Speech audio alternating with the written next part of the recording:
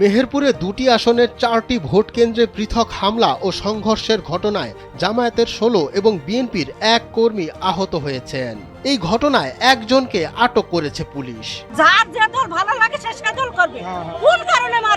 জানা গেছে মেহেরপুর 2 আসনের গাংনী উপজেলার সাহারবাটি সরকারি প্রাথমিক বিদ্যালয় ভোট কেন্দ্রে জামায়াতের নেতাকর্মীদের যেতে বাধা দেয় বিএনপির নেতাকর্মীরা। এ সময় বিএনপি ও জামায়াত নেতাকর্মীরা সংঘর্ষে জড়িয়ে পড়ে। এতে জামায়াতের 10 কর্মী সমর্থক আহত হন।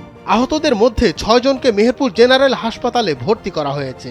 বিএনপির কিছু কর্মী, আমি লোক নিয়ে যাচ্ছিলাম ভোট দেওয়ার জন্য, কিন্তু বিএনপির কিছু কর্মী আমাকে পথে মারধর করছে, কারণ ওদের প্রশ্ন যে ভোট তাদের যাইতে দেবে না, জামাতের লোকজনকে ভোট দিতে দেবে না, এই জন্য তারা আমাকে ধরে মারধর করছে। একই সময়ে গাংনী উপজেলার ছাতিয়ান ভোট কেন্দ্রে জামায়াতের ভোটারদেরকে যেতে বাধা দেয় বিএনপির নেতাকর্মীরা। এ সময় জামায়াতের 4 জন আহত হন। এদের মধ্যে 3 জনকে গাংনী উপজেলা স্বাস্থ্য কমপ্লেক্সে নেওয়া হয়েছে। কিন্তু সকাল থেকে ভালোই চলছে, কিন্তু আমাদের কর্মী কিন্তু এই যে বলতে গেলে জামাত ইসলামের কিছু সেই বিরকম ছিল, কিন্তু আমি তাদের বারবার নিষেধ করেছি, কিন্তু ওই সাইডে একবার গ্যামজাম করেছে, ওই সাইডে গ্যামজাম আমরা মিটিয়ে থুয়ে আইছি। ওই পাড়ায় থেকে আইসি আমাদের এইখানকার ছেলেপিলদের কোনো কথা না, তারা কে মারধর করে আমরা তখন ছিলাম না। সকাল 10:30টার দিকে গাংনী উপজেলার খাসমহল গ্রামে এ সংঘর্ষ হয়।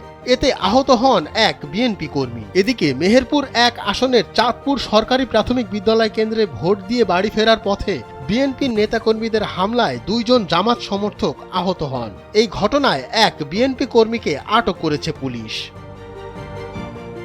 মেহেরপুর পুলিশ সুপার উজ্জ্বল কুমার রায় জানান, সংঘর্ষ ও হামলার ঘটনায় আইন শৃঙ্খলা রক্ষাকারী বাহিনীর সদস্যরা পরিস্থিতি নিয়ন্ত্রণে নিয়েছে।